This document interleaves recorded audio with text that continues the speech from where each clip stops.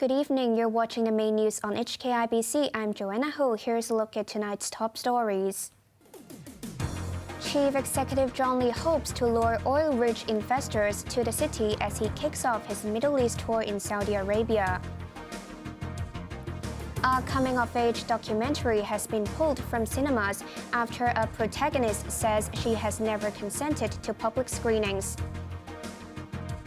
And Washington shoots down a suspected Chinese spy balloon, triggering a diplomatic row. Chief Executive John Lee has pledged to seize on business opportunities between Hong Kong and Saudi Arabia as he kicked off his week-long Middle East tour. One of his goals is to lure state-run oil giant Saudi Aramco to list in Hong Kong. As soon as they got off the plane in Riyadh, Chief Executive John Lee and his delegation of officials were greeted by Badr al-Badr, Saudi Arabia's deputy investment minister. Before he sat down with Saudi officials for formal talks, Lee told Hong Kong reporters that he was confident the SAR delegation would strike a number of agreements with the kingdom. Giving updates on social media tonight, Lee said negotiations will soon kick off on an investment promotion and protection agreement aimed at strengthening economic and investment ties for both sides. During his trip in Riyadh, the Hong Kong leader will visit Saudi Aramco, the state-owned oil giant which raised $25.6 billion in 2019, which remains the biggest initial public offering to date. Lee has vowed to lure the firm to pursue a secondary listing in Hong Kong, saying the SAR is the ideal place to raise capital. It was reported that Aramco had once considered floating its shares in Hong Kong, with then Stock Exchange Chief Executive Charles Lee even traveling to the Middle East to lobby the oil producer. Lee will have more meetings in Riyadh tomorrow before he departs for Abu Dhabi and Dubai in the week-long trip. A documentary which follows half a dozen students from Yinghua Girls' School will be pulled from the cinemas after one of the girls said she had never given the consent to screen the film in public. Her claims have triggered a backlash against the school and director Mabel Zheng, who is now asking for time to clear things up. Katrina Lau reports.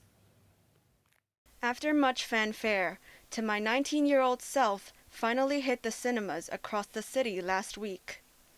The award-winning documentary followed 6 students of Yinghua Girls' School for a decade, showing the good, bad, and ugly sides of teenage life in Hong Kong. But controversy erupted when one of the girls said she was tricked into believing the film was merely a school project and was not prepared to reveal her private life to the world. In a lengthy article in Mingpao newspaper, Ling insisted she never gave consent to the school or the production team to screen the documentary in cinemas. She also claimed that the girls were never offered an advance viewing session, and that the school pressed ahead with the decision to screen the film publicly despite her protest. In response, Headmaster Francis Kwan said he was shocked to hear the news, as the 6 alumni attended gatherings and celebrated the film. He claimed that no complaint was received over the 10 years of production, and there was a 14-month gap between the film's first private screening and public premiere. The article, which has gone viral online, has triggered a fierce backlash against the film's director, Mabel Zheng, an alumnus of Yinghua herself. The well-respected director announced this evening that screenings will be suspended from tomorrow to clear things up. Former headmistress Ruth Lee, who initiated the project, also apologized in a statement and vowed to take responsibility for the fallout. Katrina Lau, HKIBC. The city's airport chief is confident travelers will stream into Hong Kong once again thanks to a global promotional campaign. But Fred Lam admitted the aviation sector may need some time before it fully recovers. What used to be Asia's busiest aviation hub is now a shadow of its former self. 3 years of COVID restrictions have dealt a huge blow to airports, and authorities are now facing an uphill battle to woo back flights and travelers. But Airport Authority Chief Executive Fred Lam admitted there are some ways to go before passenger traffic can return to pre-pandemic levels. At the moment, our daily passenger traffic is around 80,000, which is around 40% of our pre-pandemic level. We expect that we would reach around 80% by the end of this year, similar to other hub airports around the world. As part of an official promotional campaign, the airport authority is giving away 500,000 air tickets in the coming months. We expect the free tickets would help to bring around 1.5 million additional passengers to our airport. But based on the fact that we believe every free ticket would probably bring about 2 to 3 additional passengers. So on that basis, that would account for about 10% of the traffic volume in the next 6 months. But Lam once again refused to disclose how much the tickets cost, only saying they were snapped up at a bargain. The authority is also facing a headache on how to utilize the extra capacity from a years-long expansion project which began before COVID. One way is to draw in travelers from the Greater Bay Area, and Lam confirmed plans to build 30 check-in terminals across Guangdong. This way, mainland travelers can skip all immigration and customs checkpoints once they arrive at Hong Kong International Airport, saving them precious time. A logistics hub employing a similar concept is also planned. A lawmaker who once threatened to rally against a plan to build temporary public housing in Kaitak believes it's time to move on. That's after Kowloon Central Representative Yang Wen-kit met with Housing Minister Winnie Ho today. He quoted Ho as saying authorities have pledged to vacate the plot of land after 7 years, and that Kaitak's position as Hong Kong's secondary core business district remains intact. Ho invited Yang and 3 other district councillors for talks after plans to build 10,000 light public housing units in the area drew a backlash, mostly from residents of nearby high-end estates. A diplomatic row between China and the United States is set to get worse. That's after Washington has finally shut down a suspected Chinese spy balloon, which had been hovering over U.S. airspace for days. Raymond Yang reports. If diplomatic tensions were only simmering in the past few days, they have now reached boiling point. Footage filmed at Myrtle Beach in South Carolina captured the dramatic moment the Chinese balloon was shot down by an F-22 fighter jet. Debris of the aircraft, which was approximately 10 kilometers off the coast when it was engaged, had landed in relatively shallow water.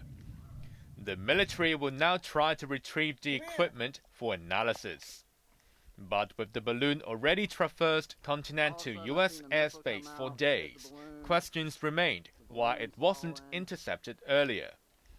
While it was first detected over Alaska more than a week ago, military officials had assigned it little importance until it reached Montana days later. By then, the Pentagon conceded it would be too dangerous to shoot it down, as the payload, roughly the size of 3 buses, could jeopardize civilians on the ground. It continued its southeast journey in high altitude until reaching the opposite end of the country. U.S. President Joe Biden once again fended off criticism that the mission came too late. On Wednesday, when I was briefed on the balloon, I ordered the Pentagon to shoot it down on Wednesday as soon as possible. They decided, without doing damage to anyone on the ground, they decided that the best time to do that was as it got over water outside within the 12-mile limit. They successfully took it down, and I want to compliment our aviators who did it, and we'll have more to report on this a little later. Biden ignored questions regarding the mission's diplomatic consequences. The Foreign Ministry in Beijing has deplored the overreaction by Washington to attack what it insisted was a civilian unmanned airship which went astray. Raymond Yang, HKIBC. Former Pakistani President Pervez Musharraf has passed away in Dubai after a prolonged illness. The army general rose to power in 1999 when he toppled former Prime Minister Nawaz Sharif in a bloodless coup. Musharraf ruled Pakistan until August 2008, when he lost the elections before stepping down amid calls to impeach him. The courts barred him from leaving the country, but reversed course in 2016, letting him seek medical treatment in Dubai in the United Arab Emirates. He went into a self-imposed exile there and never returned. The 79-year-old's body will be flown back for a burial at his family's request.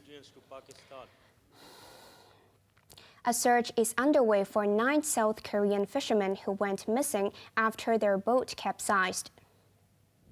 The incident occurred late last night near the beachy island off the southwestern coast of the country.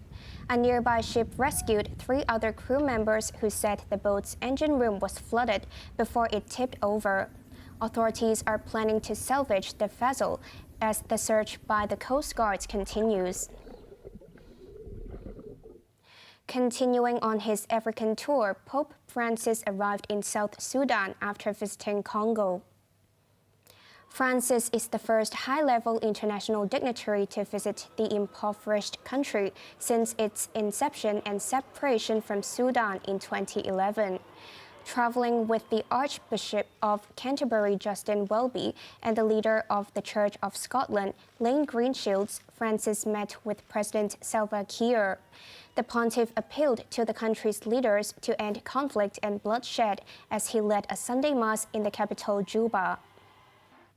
On to the weather now, cloudy with bright periods tomorrow. Temperatures will range between 18 and 21 degrees. Similar conditions in the coming days. Now let's take a look at the weather around the world.